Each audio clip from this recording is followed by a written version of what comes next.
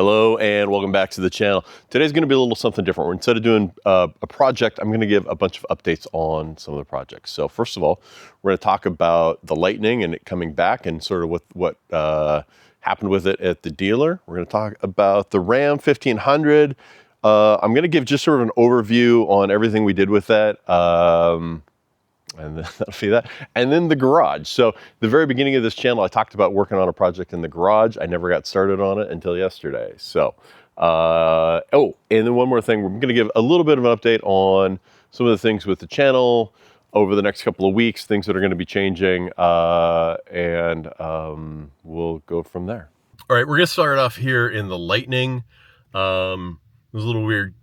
This is gonna be my second take on everything. I just recorded everything that I wanted to talk about in this video, and then I realized my camera wasn't running. So I did like a rehearsal for this entire video, and now we're gonna be doing take two of my own video talking about my own stuff. So here's the thing. We're going to start off here and give a quick update on the Lightning. I just got it back this week from the dealer. And the problem with this was the shifter. If you saw in the previous video, it was getting these intermittent drivetrain errors, and the dealership tracked it down to it was an issue with the shifting module. Now, it seems like, why would your shifting module fail? The shifters in these Lightnings have a few extra parts in them. So I'm going to show you real quick. We'll go through what it is. Assuming I'm in park, that's fine. But if I put this into drive, and let's say I'm driving around things, and I get to my destination, and I don't put it in park, but I turn off the truck, the shifter will shift itself into park on its own. And so there's a little bit of extra stuff going on in here. Additionally, I can push this button right here, and the entire shifter will fold flat and allow me to fold this desk down. So these are some nice extra features that are built into this shifter, but I suspect that those also have made it a little bit more delicate, and something in the original version of this was not good. So Ford has updated that, fixed the issue, and it should be good now. I did notice as I'm shifting, it's definitely got more of a click now. So before I felt like I could just I actually have to turn on the truck. I felt I could just slam it into drive fast and easy. I mean, I didn't slam it. That's not what would have broke it. But I feel like there's definitely a chunk between each of the gears now that is more significant than it was before. So,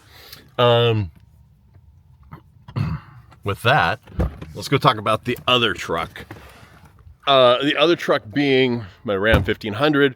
And if you heard me talk about the Ram 1500 over the last, well, I've got at least one video. There's one video on it.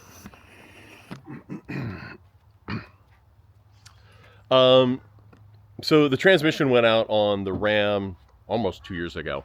That's when I got the Lightning. And I didn't get around to working on it until earlier this year. And right as I was about to start working on it, the engine went out. So now this truck has no engine. It has no transmission. I thought I could fix the engine. I thought it was going to be something simple. I troubleshot a whole bunch of stuff. Since the last video, I replaced the Bob, don't rub against the tripod. You're gonna shake it. Yeah, I know you're upset, buddy. I replaced the intake manifold. I replaced several of the sensors, and what I think it is I think it's a bad lifter, which also means it's got a bad cam, which means that the valves aren't lifting, and it's throwing off the mixture to the oxygen sensors, and so it can't run right. And I still need to fix the transmission. So at this point, bad transmission, bad engine. Could I fix these things? Yes. Do I want to? Not really. It's just going to be a ton of work, and it's going to be a bunch more money to get it fixed for a 2009 Ram 1500. I don't know that the value is there on the time, especially when I could work on something else. So that something else will most likely be fixing the rust issues that I've got on the Jeep here. So the Jeep's got some problems in its undercarriage. It has a bunch of rust because it spent a little bit of time living in Michigan. And so I'm going to be under there grinding away rust, replacing some of the body mounts and doing some stuff in there.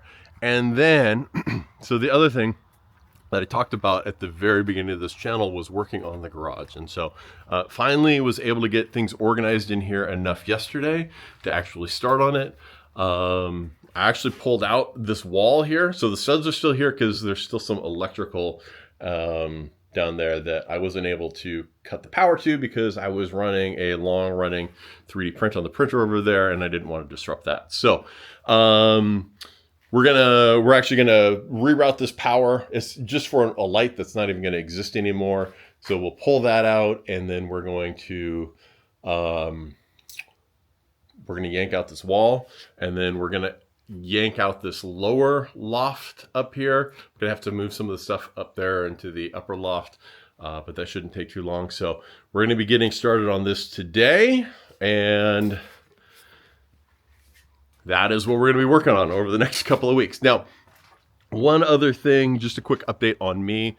When I started this channel, partly it was because I quit my job and I got some free time.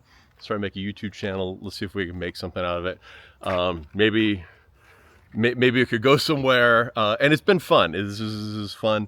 But you know, I haven't got enough subscribers to make this something self-sustaining, or even any resemblance of it ever becoming self-sustaining. So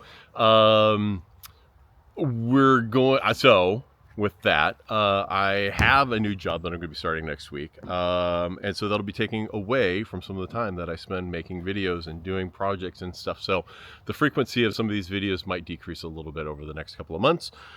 We'll see what I can keep putting out while also working. So those are some things that are coming. I am still considering changing the name of the channel. Beyond 50 is a little bit overloaded. There's multiple other channels called Beyond 50, which makes it hard to find. So I'm thinking of something unique.